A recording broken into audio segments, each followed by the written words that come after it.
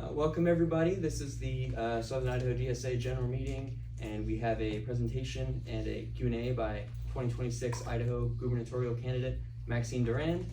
She is a Southern Idaho DSA member, so we're going to have a little presentation by her. She's going to talk to us about her campaign and her platform proposals, and then we'll have a Q&A session afterwards.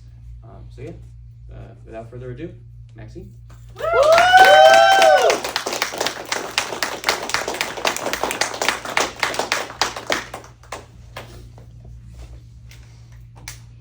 All right, thank you everybody for being here tonight. I know it's an evening on a Sunday, so thank you, appreciate it.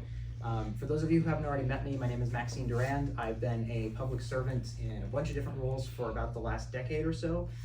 Most recently, up until a few weeks ago, I worked for the city of Twin Falls. I was the transit coordinator, so I ran the RIDE TFT public transportation system. I've had a lot of success in these roles as a public servant, and I feel like that's given me a lot of insight into the inner workings of how our state government works, and it's given me a lot of insight into some of the ways it doesn't work so well, and so that's part of the reason why I'm throwing my hat into the ring as an independent candidate. I believe that while I'm the first one to be right there with you, pointing out when there's a problem with our system, I'm the last one to tell you that the solution is to burn it all down. And so there's a lot of things that I feel that are probably really common sense solutions that are really easy if you've been used to working behind the scenes, like handling the mechanisms of our social services, but maybe aren't so obvious to people who are on the outside of them. People who are like, we all have the negative experience of going to the DMV, right? Every government service is somewhere along the line of that. I can tell you that the people working those jobs are just as frustrated as you when something doesn't work. And so there's a lot of things like that I bring to the table that I feel, if given the opportunity to be governor of Idaho, things that I can do at an administrative level that would make things easier for everybody, and also a chance to advocate for new programs that easily meld within the structure that we already have. So I'm not going to go into my whole platform tonight. I really encourage you to take a look at my website, durandforidaho.com. We have a whole listing there, but the top priorities that I have are healthcare, education, and transportation. These are social services that everybody depends on. I believe that they are human rights. They are things that we should be taking for granted because they're necessary, not taking for granted because nobody cares about them, right? So part of that is an Idaho-based Medicare for all at the state level. I want to rework our public education system so that if you go to an Idaho high school and you go through the full 4 years and you graduate, and we'll have other things for that, like transfer students and everything, but if you go to an Idaho high school and graduate, you walk out of high school with a 2-year associate's degree. I also want to expand Idaho Launch so that the other 2 years of your bachelor's degree are more affordable or completely paid for. I think that's a really easy first step towards a universal education platform, but that's something that doing it this way, you can largely do it almost entirely with the stroke of a pen from the governor's office, because at that point it's more of an administrative matter inside the confines of the system we already have, rather than something that people would consider to be radical, right? And then public transportation. I'm biased. I ran a public transportation system for 2 years, so it's kind of my wheelhouse, but at the same time, this is something that not everything is a public transportation issue, but it connects everything else, right? If you don't have a car and you need to get to a doctor's appointment, that's a health concern. If you don't have a car and you need to get to your class, that's an education concern. People need it to go grocery shopping.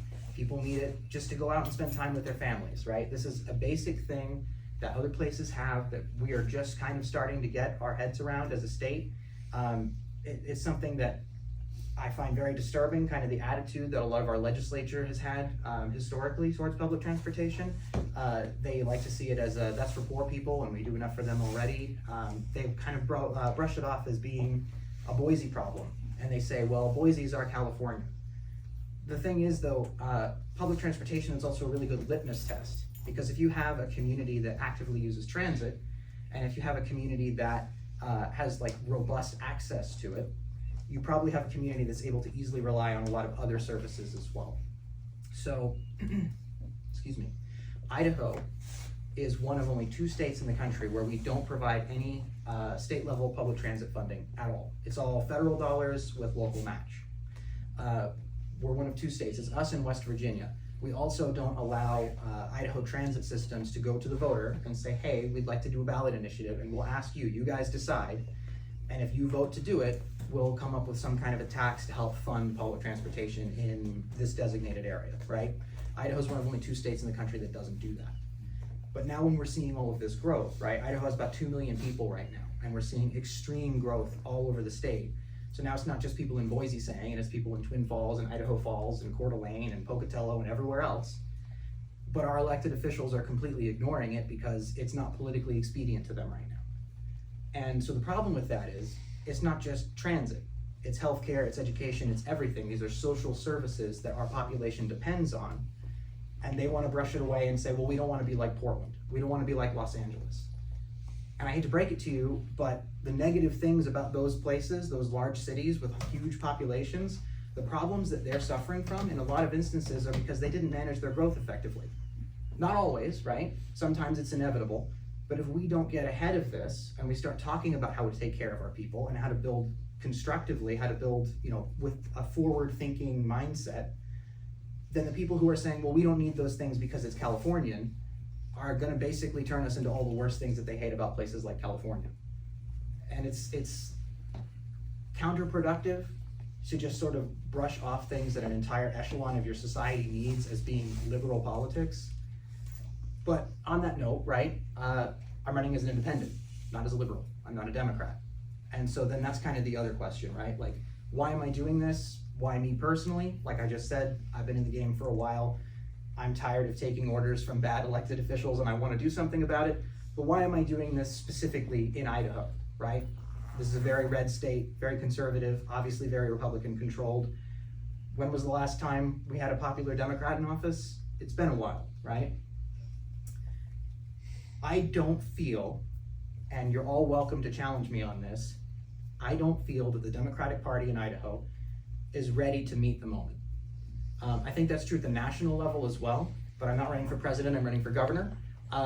Specifically for Idaho, I think there's a lot of Republican voters that don't like the Republicans they voted for, and I think there's a lot of Democrats that have just sort of given up and decided, well, I like being the loser because at least I'm morally in the high ground.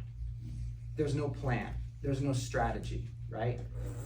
Brad Little is gonna run for re-election talking about how he saved you a couple $100 on your taxes.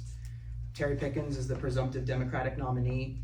They still have to go through their primary process, but right now I think she's the only other one that's announced. She's gonna run on Republicans are mean. And I won't say that they're not, but that's not a platform. And so if your entire resistance to entrenched power, Republican or not, is the people in charge are mean, I can see why you're not making any progress. And quite frankly, I think if we as progressives, as socialists, had gone the other way 10 or 11 years ago when Bernie Sanders first came onto the national stage, when he first ran for president, I remember there was a lot of conversation when he didn't get the nomination in the Democratic primary in 2016. Do we work within the established Democratic Party and try to move things to the left, knowing that the people in charge won't be in charge forever, right? We can work our way up, we can change the politics from the inside over time, or do we break off and start our own thing? And by and large, I think everybody was of the like mind that we should try and work within the established Democratic Party and push it left as much as possible. That seemed like the pragmatic thing to do. I don't think it worked. And at the Idaho level, I think that we missed a really strong opportunity that if we'd been building something 10 years ago, we'd probably be having a very different conversation now. And I can't make a time machine and go back and tell us, hey guys, don't, it's not gonna go the other way. I can't do that. But I can be the one to stand here in front of all of you tonight and say, maybe we start building that now. I think too, that when you look at things like the demographic makeup of Idaho, you look at our population, you look at where most of the people in our state live, the population centers. You look at the very real social and economic needs that Idahoans are facing. I don't really think it matters whether or not you're a Republican or a Democrat. I think you can convince most Idahoans that being an Idahoan is what matters. That these problems that we're all facing are really what we should be up against. We shouldn't be arguing about Republican or Democrat. We should be focusing on our own problems and building something new that doesn't have to have an R or a D at the end of it. So I'm not going to lie to you and tell you that this is going to be an easy campaign, that I'm going to come in and it's going to be a layup victory. That's not going to happen. This is going to be the most difficult thing I've ever attempted in my life. I wouldn't be doing it if I didn't think there was a chance at making it work, and I wouldn't be doing it if I didn't believe that the attempt, that the work we'll put in to build the machinery for power will have long-term dividends many years from now, whether or not I win. There's about 300 people in DSA statewide, Idaho members of DSA, all 4 chapters, about 300 of us.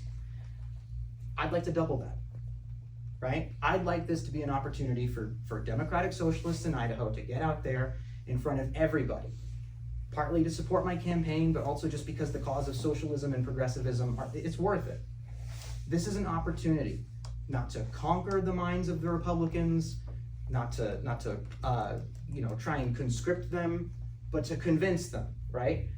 That maybe the way we've been doing things in Idaho for the last 20, 30 years of just voting R on the ticket and not thinking about it, maybe that isn't getting us anywhere. And maybe the Democrats don't have an alternative to that either. Maybe we just have to start from nothing and start fresh. So, all of that being said, I want this to be seen as an opportunity. I don't have all the answers for you, but I'm offering you the chance to help me build them with you. I'm not going to say that it's going to be an easy fight, but I think we can pull it off. So I'm asking all of you, as individuals, please support my campaign. But as a chapter, I would really appreciate it if I could have your endorsement. I plan to go to all of the other chapters in the state as well, and on to national, and ask for their endorsements. And I think that if we do this the right way, maybe we can actually have a viable third party at the state level, or at the very least, some kind of structure that when we go out to find other independent candidates for anything, city council, county commissioner, governor, right? We actually have a shot at recruiting someone who can run on these socialist platforms, who can fight for progressive politics, and bring people back into politics in a way that I don't think we've seen in a very long time. So with that, I'll take any questions you have. I think we've got, how much time left? You have 30 minutes. Got 30 minutes, so I'm here all night. Whatever questions you have or anything about the campaign, I'm here for it. Yeah.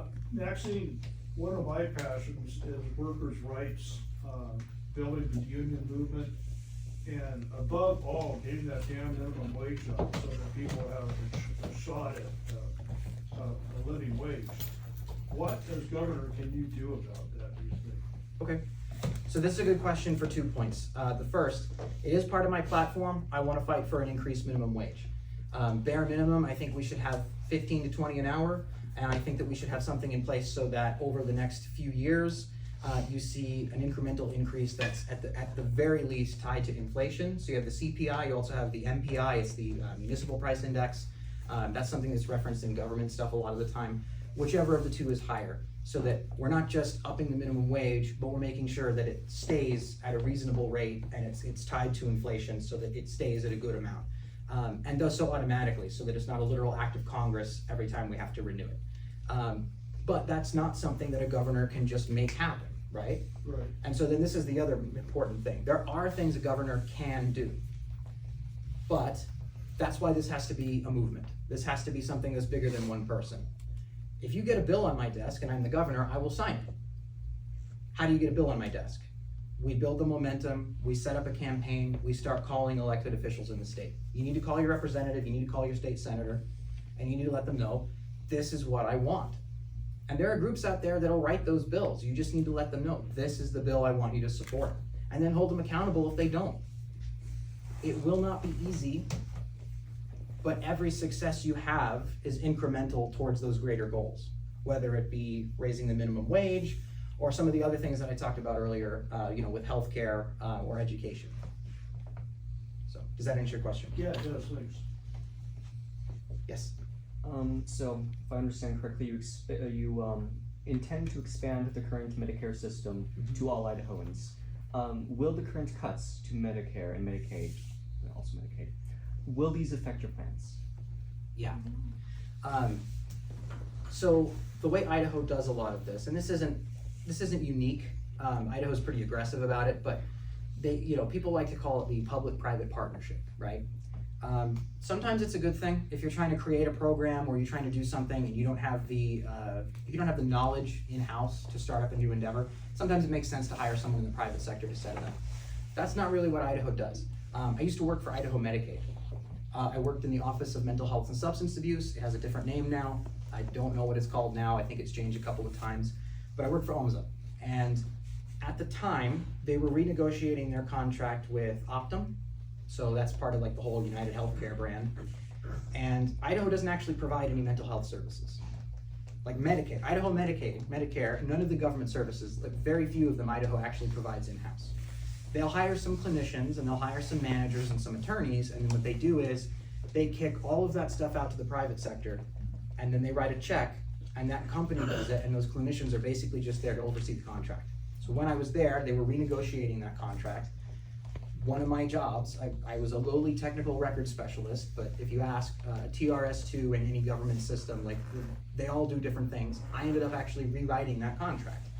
So I was there at the ground floor, going between the clinicians and the managers and legal, walking this thing back and forth, and then I was the technical writer. I actually wrote that whole contract, and they still use it. It's been updated and like renewed a couple times since then, but if you look, it's my copy. I'm very proud of it.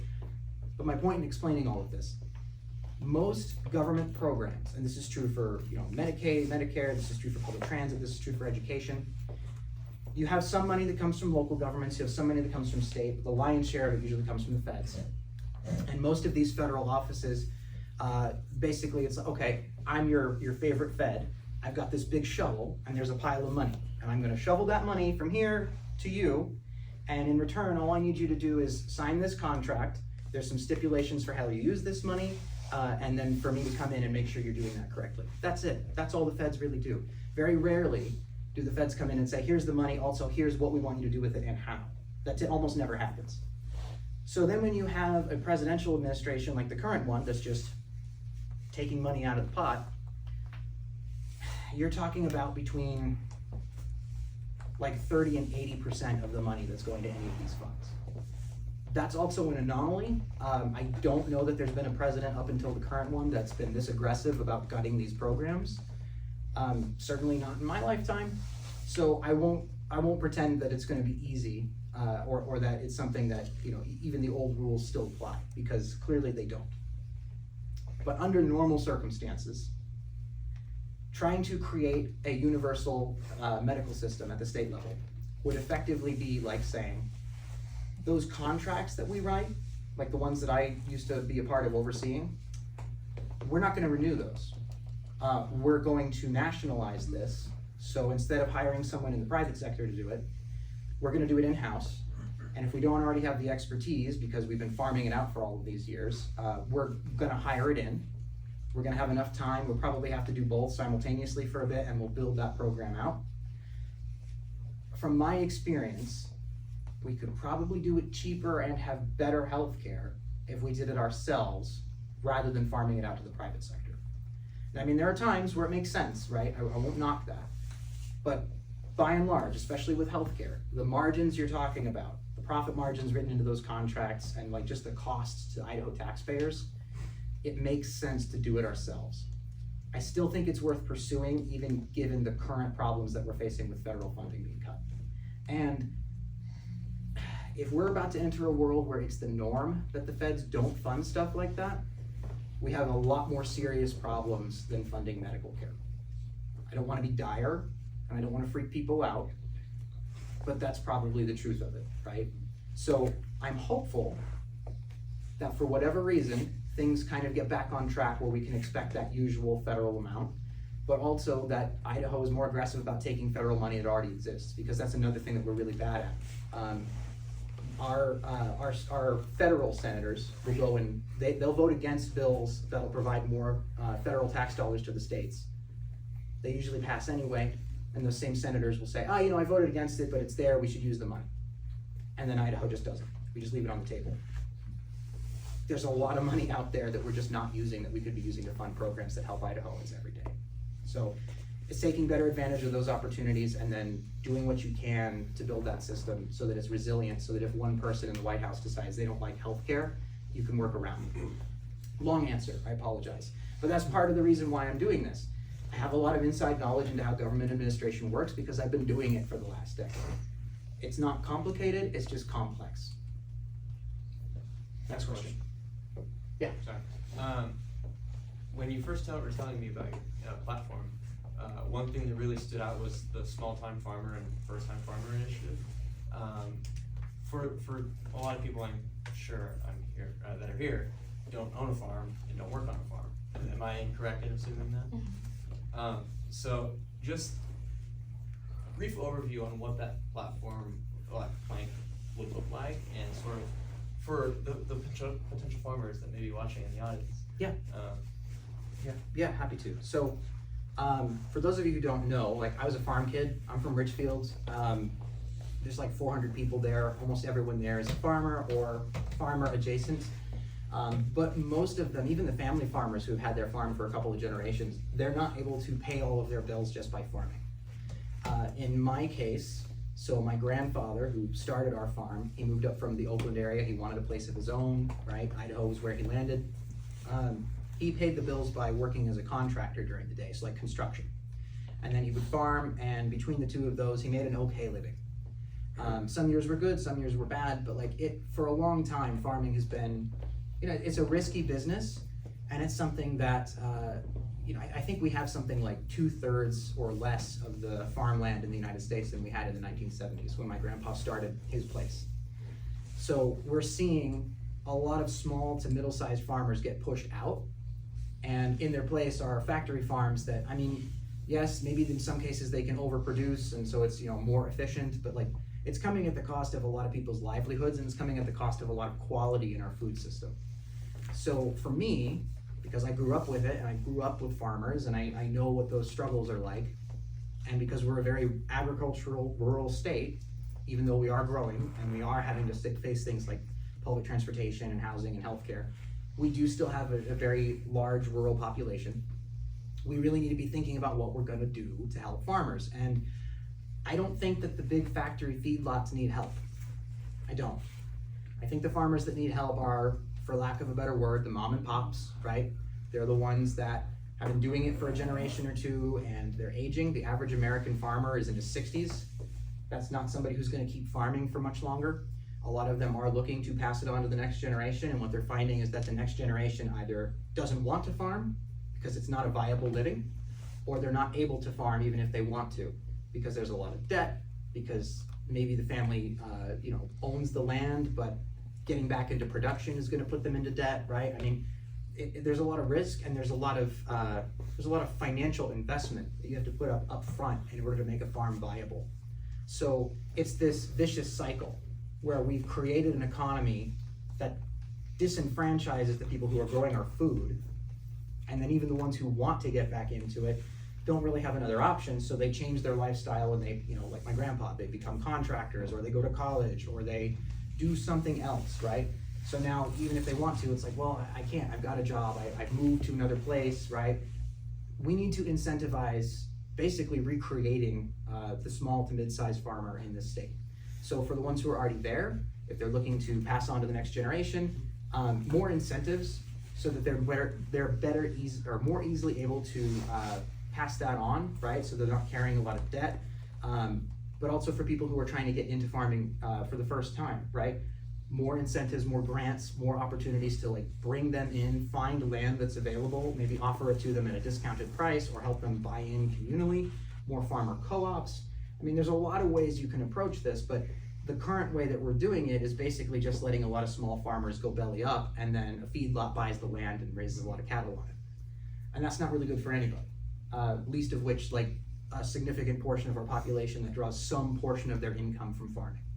So that's kind of the whole thing in a nutshell. I'm happy to go into it in more detail if you want, but effectively I want to honor the legacy that we have of being an agricultural state with a lot of farm workers, but I want to do that in a way that actually helps the people who do that work, and not just people who come in, buy everything, and own everything, if that makes sense. Yes? So for transparency, obviously Maxine's my good friend, but I do have a genuine question. I think a lot of people in Idaho as well as CIDSA in general have some kind of impact into this. So whether that's having the aftermath of such a bad governor currently, or just being in this political climate currently. So my question for you, and you don't have to answer me directly because being autistic myself, I don't even want you to look straight in my eye, please. But that being said, I think a lot of people, like especially in CIDSA and in this room, are queer themselves and have seen a lot of attacks on the community, as well as things like our mental health and our Medicaid, our access to healthcare, and even things for disabilities and autistic identities, etc. And those are things that are important to me. So I kind of want to hear what your plan is now from somebody that has been governing us, Brad Little, for so long, and is not only openly anti-queer and endorsed by Trump, but how you feel those things need to change and how you think that those will be different. Yeah. So first of all, part of my platform, another one of those things that the governor can't do by themselves, but that we need to advocate for, and that by building this campaign, by building this momentum, I want to create a movement that will put that bill on my desk as governor. We need to add the words, this is an old campaign that's been around forever, but we need to add the words gender identity and sexual orientation to the Idaho Bill of Human Rights. We need those protections at the state level. At the federal level, they come and go depending on who's president, right? We need them at the state level. So that's the biggest thing, that if we could do that, it's the hardest thing to do, but it's also the best thing to do, because then all of these other downstream things, the discrimination, the anti-LGBTQ laws, the everything, all of that goes away if you enshrine that in our Constitution at the state level, into the Idaho our Bill of Human Rights. So that's the first thing. The more immediate thing, obviously, I would not have signed any of those bills that have passed in the last few years that have been anti-LGBTQ. I just wouldn't have done it. Now, then, you can argue about whether or not that would have gone back, and it would have passed anyway, but at the very least, there's some kind of resistance in that you would have a governor that's saying that is wrong, that goes against everything we stand for, it's not constitutional, I won't sign it. And this is the part too where I can tell you, I won't say how I know this, but having worked in public service in Idaho for a little bit, I can tell you from conversations I've had with people who were in the room when it happened, Brad Little didn't want to sign those bills. The reason he did it is because he is terrified, especially after the last gubernatorial election in 2022, that if he doesn't look tough on fighting trans people, he's going to get primaried by the people on the far right, the MAGA Republicans, who are going to target him or find a candidate who will target him, and then he's going to lose his chance for re-election. To quote the person who told me this, he held his nose and signed that bill. So at the very best, your current governor has no spine. Because he didn't personally want to do it, but he did it anyway because he was afraid he wouldn't get reelected. And I have been told, again, because I work in public service, I have been told by the adults in the room, Democrat and Republican, that we just need to hold on because it's those moderates who are against it morally that will ultimately stop us from falling further into chaos and fascism. They'll tell me, gosh, it's a shame that people like Linda Harkin lost her election. She's another one that signed on to those bills. She voted for those bills. But she's one of the good ones, right? Because she doesn't like it, but she signed it anyway. She voted for it anyway, right? This is a major problem with the politics in our state and nationally, but our state in particular. It's incredibly Republican dominated, but the Republicans who are currently in power are terrified of being outrun by the right of their party. That's not going to go away, but you have to understand that they're afraid of an extremist group. They're not a majority, but they can't energize enough of their own base to show up and keep those people out of the conversation. So the only ones who show up religiously and pull the conversation further and further to the right are, people like locally, the Magic Valley Liberty Alliance, right? But those kinds of voters are the only ones that are really showing up in any kind of force. And it doesn't have to be not a lot of them. It's just enough of them that enough of these aging Republicans, and most of them are pretty old, are afraid that if they don't look tough on social issues, they will lose their seat. The problem is, then they go ahead and vote for all these things, or Brad Little signs these bills, and then they still have people primary them. They still lose their seat because they're never going to appease that sector of their base. It's just not going to happen. So at the very least, they could have seen the writing on the wall and done the right thing. They're just not going to do it. So it's something that needs to change, and the only way that happens is if we, like I said, and I keep coming back to it, we have to build that momentum. We have to actually get people to come out in support and to move the, I hate to say it, but like the Overton window, right? Like if somebody has a better name for that phenomenon, please give it to me, because I hate referencing that. But we need people to come out and pull things back to the left, or at the very least back towards like not discriminating against people. That's not a left or right issue. That is just human kindness. That is basic human rights. So you need to call that stuff out when you see it. I'm telling you right now, Brad Little is a coward because of that. There's a whole lot of other things I could say, but like at the very least, I feel confident in saying he's a coward. He has no integrity, and you need to be able to do more than even some of our Democratic elected officials who are saying, well, I don't like those bills, but I'm going to vote to put them back out to full discussion of the floor, because then maybe cooler heads will prevail. Or you could just not vote to take it out of committee. You could let it die in committee, but they don't do that either, right?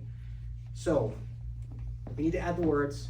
That takes a movement. That takes an army. That takes everybody getting together and advocating for it.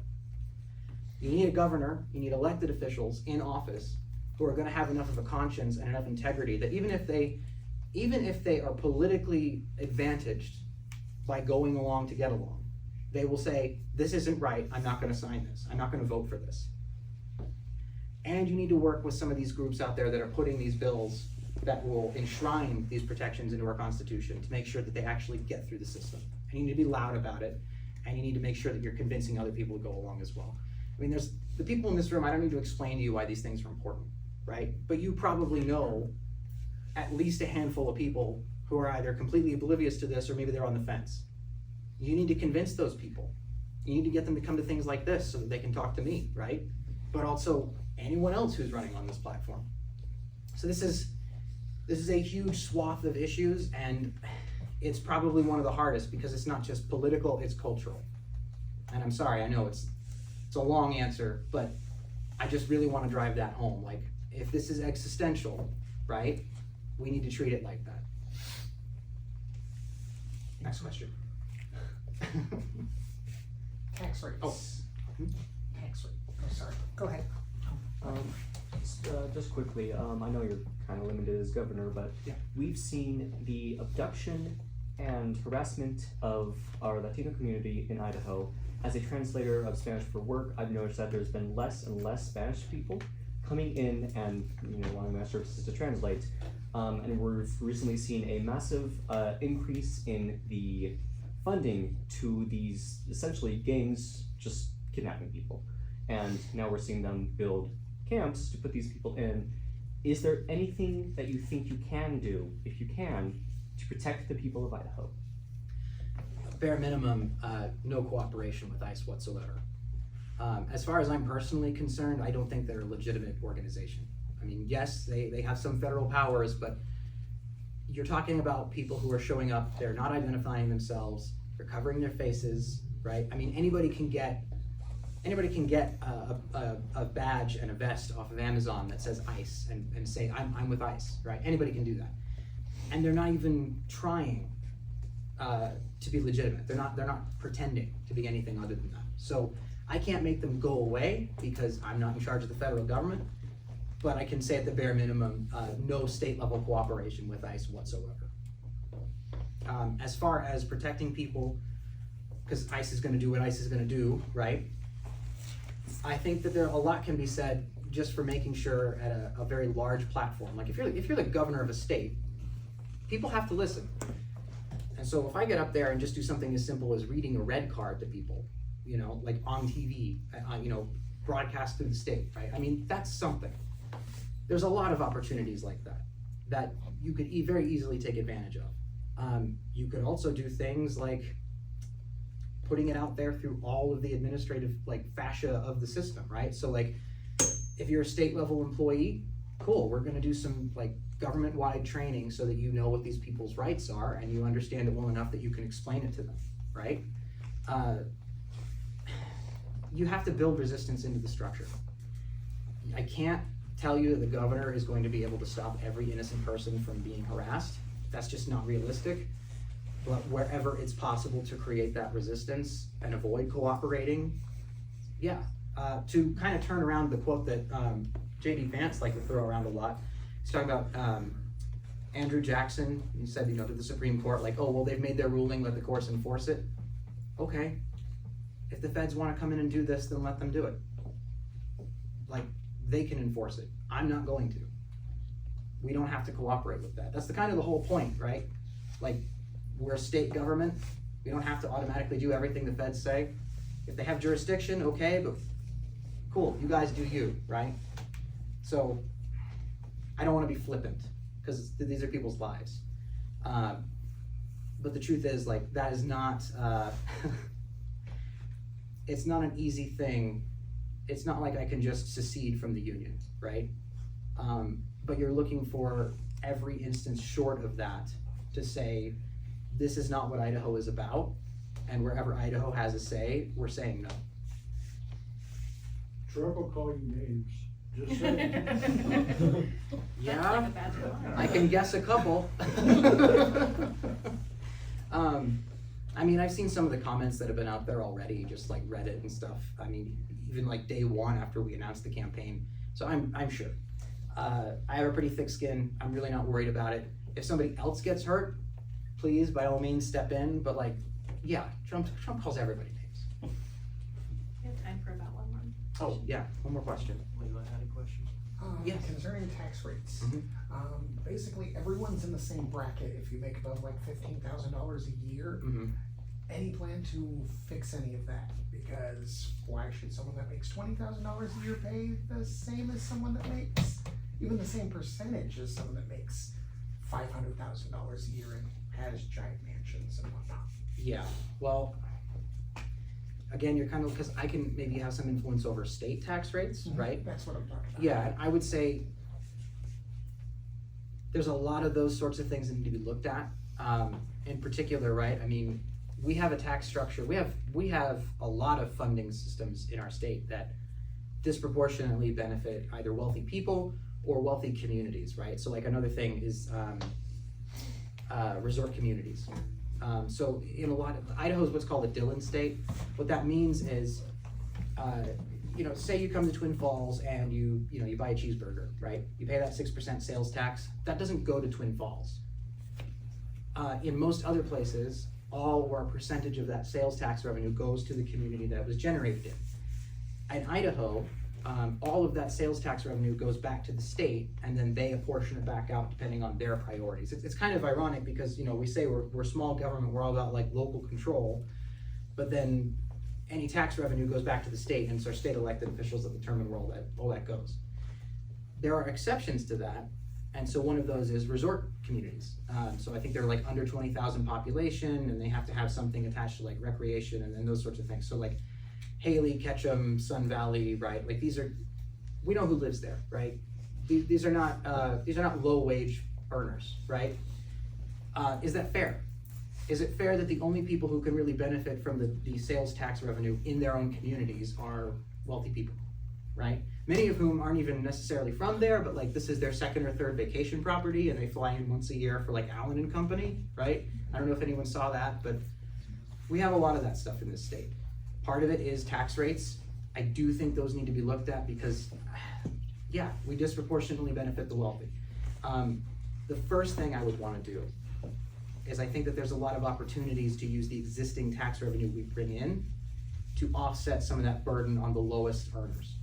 I mean, why are we cutting rebate checks every year, right? Like maybe you get $100 back on your Idaho state taxes, but if all of us just chip in that $100, like what programs can we do with that? Like why is it good business when Walmart uses economies of scale to leverage their suppliers and not pay their employees anything, right? That's good business, but it's bad business when the government wants to use your taxpayer dollars to do large scale programs. So I do wanna look at the tax rates. I think the first thing I wanna look at, and definitely like first term, right? Why are we cutting rebate checks when we can be using those for social services and alleviating more of that burden on the poor? Then I wanna look more at the tax rates as well. Like, they both need to be done. I think it's a priority thing. I think you'd feel that more than you would the initial tax rate change. Yeah. Awesome. Okay. Yeah, so those were all the questions we had time for. The chapter will deliberate internally on the endorsement. And if you have any other questions for Maxine, feel free to catch her afterwards. I'm sure she'd love to talk about her campaign more. Yeah, I'll There's stick a lot around. of good stuff in there.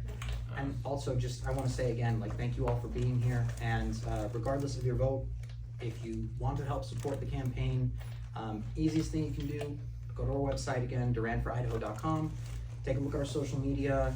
We're also just asking anybody, if you're already following us, go through, invite your friends to like the page, make sure that you tell other people about this, because if it's worth your support, it's worth telling other people to support. So yeah, thank you again, I really appreciate your time.